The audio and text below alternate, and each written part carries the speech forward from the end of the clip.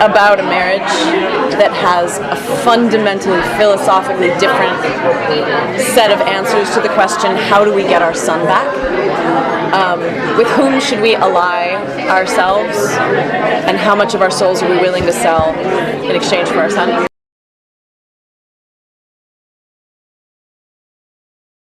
We don't really know. All we know at the beginning is we've been separated from him. So when the wall came down around our colony in LA, he was on the other side. And ultimately, it's a human story about the incongruency of trying to live life the way it was before your world was ripped away, and what does that do to your humanity? How far would you go for your loved ones? And what are the consequences of that?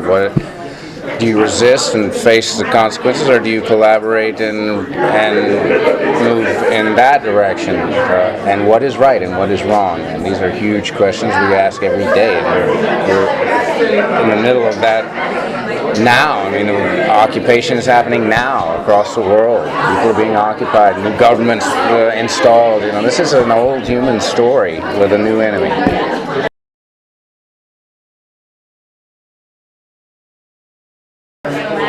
Not them. There are ways of trying to get people back. Yes. One of them is collaboration. Yes, and ultimately, it's not just collaboration. My guy's an ex-FBI manhunter. He wants answers about it all, and how better to get an answer than get on the inside. So there's different perspectives from which they play, and different journeys they're on, but ultimately the same end is what they're seeking: reunite their family, preserve their love, their humanity, and ultimately survive the struggle of the human race. So what's your interest? Storytelling.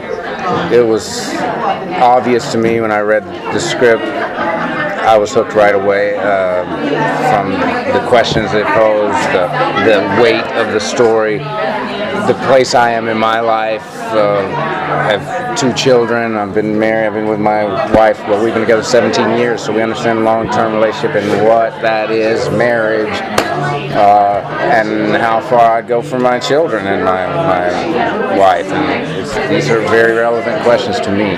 And I think the same with Sarah. She understands she's in the same. Yeah, we're in the same boat. Yeah.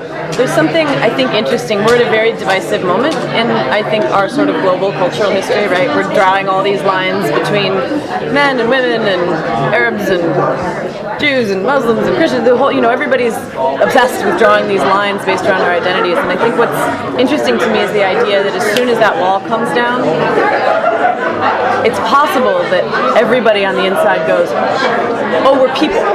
We're people, and our humanity, our identity as human beings is actually more vital and more unifying than we ever kind of imagined. And that now that we have an external enemy, and that line is drawn very substantially with literally a wall around our colony. I think there's an opportunity for people to develop new relationships with one another.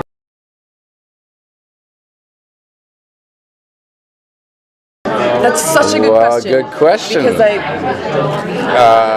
think this is a philosophical show in that these are people with strong opinions about the situation of being occupied.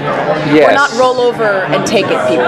No, I think there would still be story there even without that. There would be as interesting of a story. It's just that is just a big adds a lot of weight to the situation and immediacy to the situation. But it also adds, I think, another moral level, which is to say, as a parent, to fight for a larger cause, if that cause endangers you and then means your children could be alone, there's a different moral element to that, right? Like, it's easy, without children, it's one thing to say, I'm going to stand up and fight, and if they kill me, they kill me. Mm-hmm. But to then walk out of the house and say, yeah, and you kids, you're on your own, peace out. Yeah, It adds a different level of, somebody has leverage over you.